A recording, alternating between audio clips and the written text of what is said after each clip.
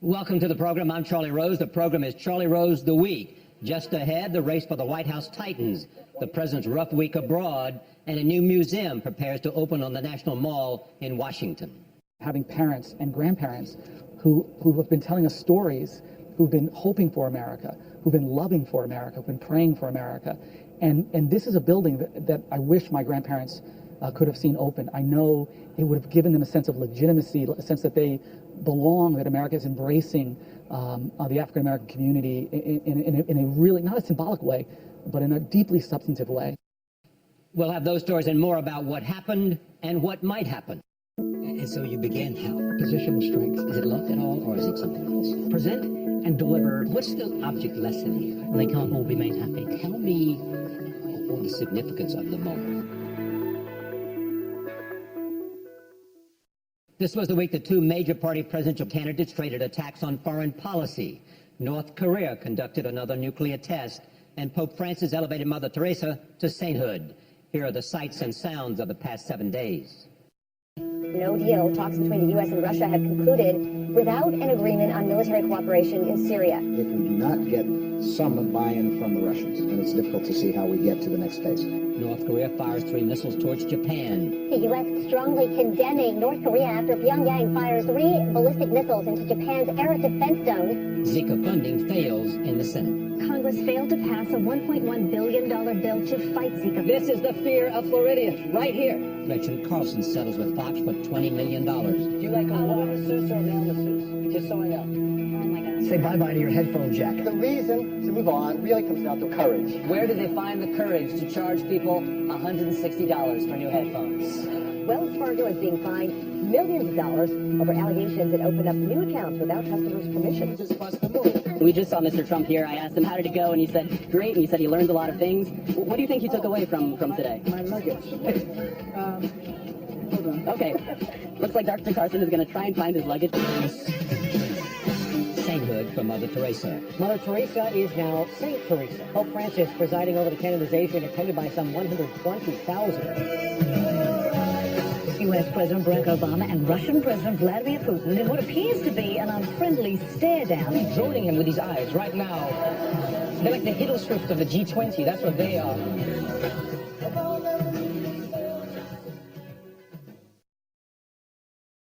We begin tonight with politics. A new president will be elected 2 months from today. The race appears to be tightening, with polls showing Donald Trump making up ground on Hillary Clinton.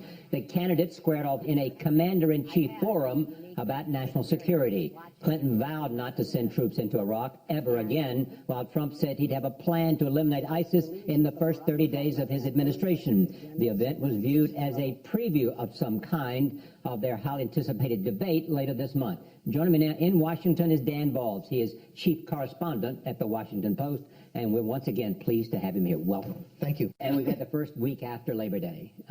We have, and it's been an interesting week. I mean, the polls look tighter than they had in August. We've had the first semi-encounter of the two candidates, and as you say, four, but not together. Right, a kind of a preview of the debate, but not really, because they weren't on stage at the same time. So it'll be a quite different dynamic. But the race, you know, always after Labor Day, as much as has come before, things become engaged in a different way. We've seen Hillary Clinton out much more talking to the press, which she hadn't been doing. Not some full-fledged press conference, but on the plane and elsewhere taking right. So she's more accessible than she's been. She was getting criticized a lot for that. Donald Trump is trying to stay scripted. But the effort is to try to get him on message and stay on message in terms of elements of change and how he would be different from her and make the issue her. Yeah, they want to make this campaign about change. And if it becomes a campaign about change, he's in a much better position than if the campaign is about him.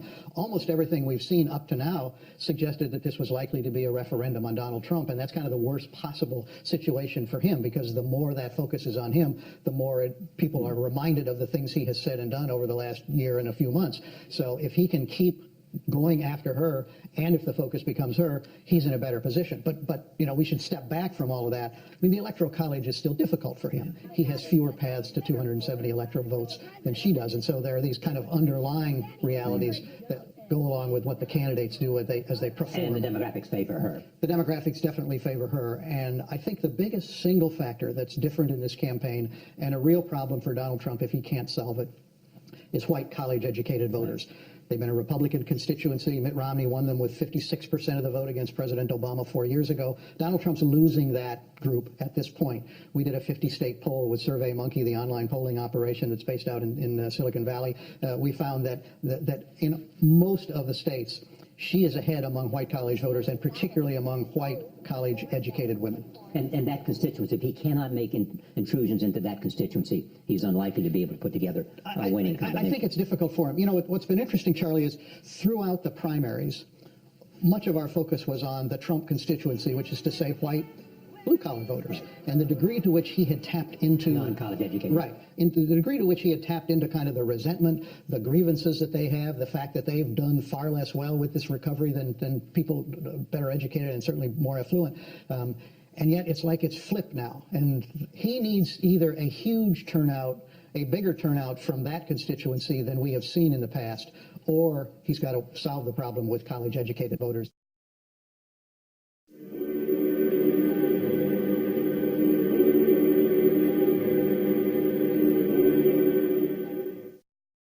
We turn now from domestic politics to news overseas. President Obama went to the G20 in China, where he met with President Xi Jinping of China and also President Vladimir Putin of Russia and other leaders. He then went on to Laos. Ian Brem is the president in the global risk consultancy group, Eurasia Group, and we talked to him about the implications of these travels. G20, Obama's trip to Asia, how would you assess it? Well, you know, the big question is, how does the United States get better outcomes when its negotiating position globally is deteriorating? And Obama, yes, towards the end of his term, that's part of it, but it's broader than that. I mean, China always makes it hard on the United States to get what it wants, especially in China's backyard. And that sparring's only getting more challenging. We saw it, Obama leaving out of the bottom of his plane, and all of these things that make the Americans look weaker on the international stage than they have historically. I mean, this is not a United States that's showing up at the G20 and setting down the rules and, you know, setting up the agenda and getting what it wants. Is it simply a case of the United States losing that dominating factor, or is it a realization that China is moving into that role? I think it's a little bit of both. I mean, there's no question that the Trans-Pacific Partnership, which you and I have spoken about at length over many years, it's the single most important foreign policy initiative that Obama has been set up over the last 7 years, and it now looks like he may well fail at getting it implemented. That is something the Chinese are looking forward to, and it's something that unnerves America's allies in Asia greatly. Clearly, the president would like to see part of his legacy, what he accomplished in climate change and what he was able to do with the Chinese and others. How well has he done, and will it be a commanding legacy of his 8 years? There's no question that Obama with the Chinese have shown that they can work together on areas of mutual interest, and climate is one of those long-term areas. But I don't think you can say there's been big breakthroughs here from the Americans, from the Chinese, or from the G20 as a whole. Obama's going to have to look to other places for his legacy. And where will that be? I'll tell you one place that I would not be shocked at all if after the election and before Obama leaves office, he decides he's going to recognize Palestine.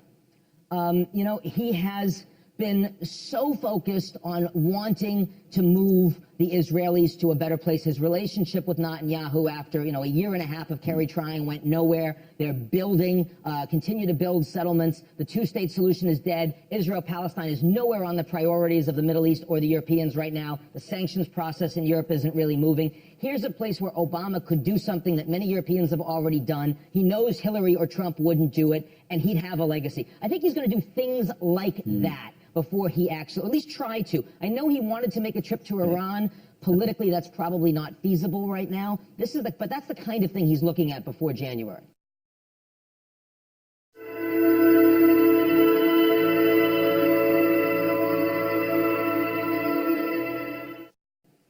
The president of Russia, Vladimir Putin, has been the subject of debate here in the U.S. presidential election. He's also had a difficult diplomatic relationship with President Obama.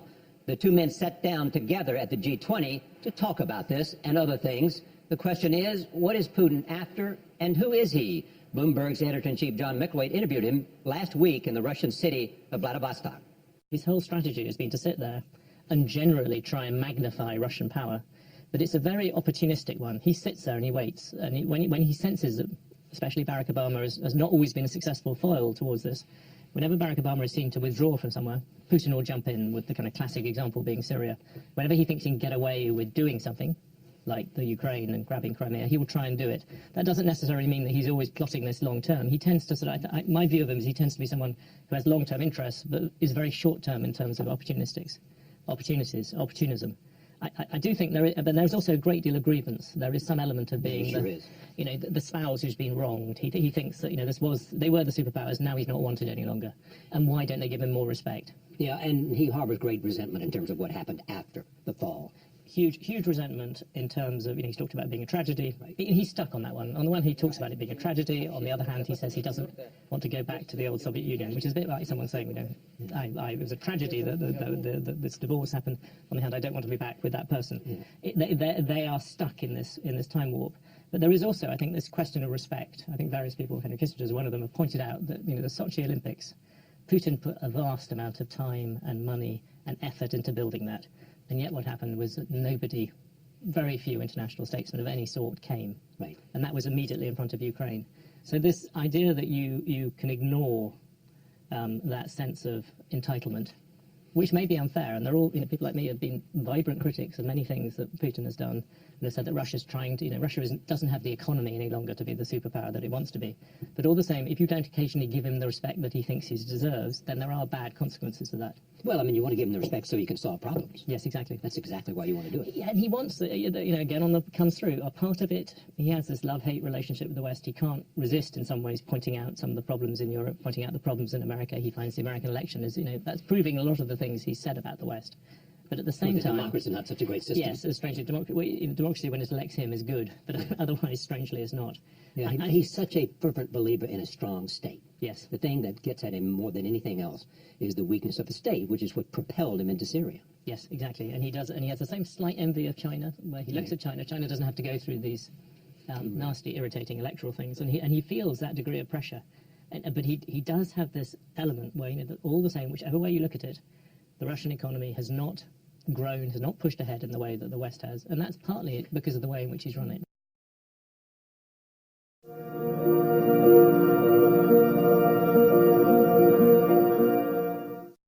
The new Museum of African American History and Culture opens on September 24th.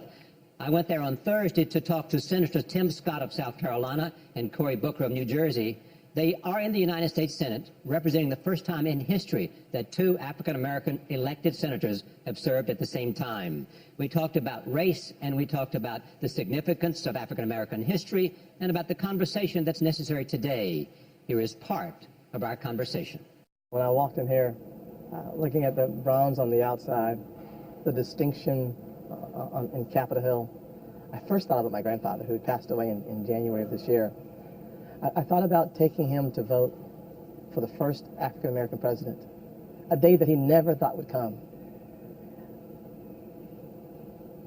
Walking in here, understanding the weight of history, the gravity of the circumstances that we face as a nation, encouraged me, saddened me, and made me understand the important role that we can play in making this country better together. As senators. Yes, sir. Yeah. The powerful thing that he and I share, not only the sort of experiences of being a young African-American growing up, we're about the same age, but even more powerful than that, having parents and grandparents who have been telling us stories, who've been hoping for America, who've been loving for America, who've been praying for America. And this is a building that I wish my grandparents could have seen open. I know it would have given them a sense of legitimacy, a sense that they belong, that America is embracing the African-American community in a really, not a symbolic way, but in a deeply substantive way. And I thought about it, I kind of joked as I was coming in, but to cross the threshold of the building, that moment of walking into this building, I just almost felt as if my ancestors were rejoicing in that moment. Validation. This building, in many ways, I've started receiving phone calls for folks to come visit this location, as if I have tickets to come whenever people want to come. And for the first time you hear this lean-in concept. You just sense people leaning in to wanting to be a part of this historic building, as if walking in here makes them a part of history because they know that their ancestors are a part of the history. So it validates a reality that we've all known, but for the first time in the nation's capital, we know that African American history is American history. And what a beautiful And thing. they're part of American history. What a beautiful thing. And their history is part of Yes. American history. So important to have that And delineation. it's interesting, too, because so many young people don't have a sense of history, of their own history, whether African-American or not, but especially African-American history. People have to understand that black history isn't for black people. Black history is for Americans. It's for all of us to feel pride, all of us to feel that this history is so much a part of them, no matter what your background or race is. And I agree. It hurts me how little folks often know about the contributions of African-American leaders, what folks endured. On Monday, a rare television opportunity. My colleagues at CBS This Morning and I will be broadcasting live from the museum. We'll talk to some of the people that made this museum possible, leading African-American figures who will help us understand why it is so important to appreciate the culture and the contributions made by African-Americans to American history. That's Monday morning on CBS This Morning.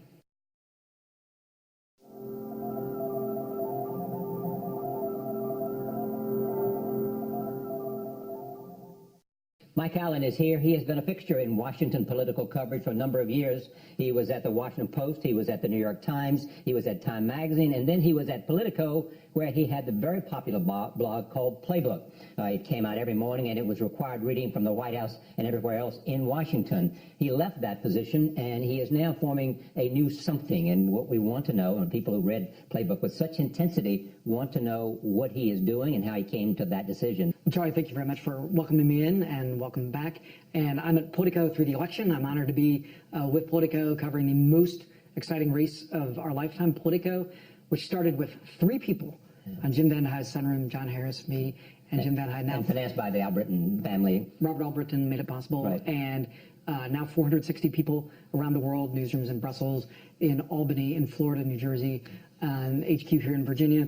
Based on the premise that there was a deep interest in politics. One, it was based on the idea that we'll have more political news for them. It's also based on the idea that we will cover the political community like it's not been covered before. We'll tell you about birthdays, we'll tell you about, we'll aggregate all kinds of stories everywhere, and we'll do original reporting on our own. It grew into all of that. No, that's exactly right, Charlie. And Politico is based on the inside-out strategy. And the inside-out strategy is the opposite of what I did when I was at Time or the Post or the New York Times. There, I took what people like you were talking about, took what I learned from my sources, and translated it for my mom in Wilsonville, Oregon. Politico did the opposite. Politico wrote very intentionally for the senator, for the chief of staff, for you.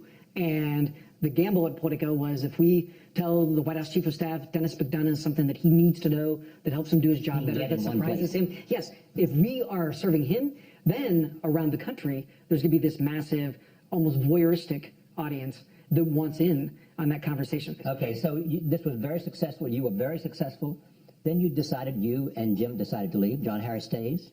Yeah, John is running Politico, and Jim Van Huy is starting a new company. It doesn't have a name yet because we don't have the URL, haven't worked out the trademark. But the idea of the new company is that the smartest people in the world, your viewers, that the media more broadly, beyond politics, isn't serving them as well as it could. And so the new company is going to take the world, some politics, but mostly other topics, including business, including tech, including media trends, media consumption, and look at a smarter way to present and deliver news. What's interesting about this, it comes at a time that the idea of how we present and consume news, in the broadest definition, we know what it has set in is an entirely new way of doing that. No, that's exactly right. And like the gamble that there is a better way to present news, that there is a more useful way to cover news, has turned out to be true. Here's a look at the week ahead. Sunday is the 15th anniversary of the September 11th terrorist attacks. Monday is the day the U.S. Ryder Cup golf team is announced. Tuesday is the opening day of the United Nations General Assembly. Wednesday is the start of the 7th and final round of UN peace talks over the future of Cyprus. Thursday is the 113th birthday of the Guinness World Records oldest man, Holocaust survivor Israel Crystal. Friday is the first day of London Fashion Week. And Saturday is the beginning of play in the 2016 World Cup of Hockey. And here is what's new for your weekend. A stage adaptation of the popular sitcom Cheers begins its U.S. tour in Boston. Go where everybody knows your name. Cheers, now live on stage. Everybody knows your name. The final rounds of the U.S. Open Tennis Championship are on ESPN Saturday and Sunday.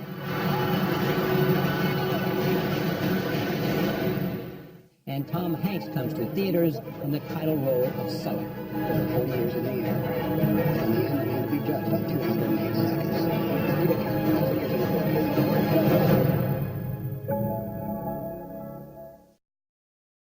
Before we leave you, a program note. We mark 25 years on public television this month. We'll be celebrating our anniversary throughout the year. Over this quarter of a century, we have had many memorable musical performances in our studios. And here is one. Singer-songwriter James Taylor. In my mind, I'm going to Carolina. Can't you see the sunshine? Can't you just feel the shine?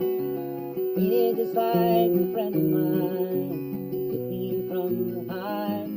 And I'm gone to Carolina in my mind.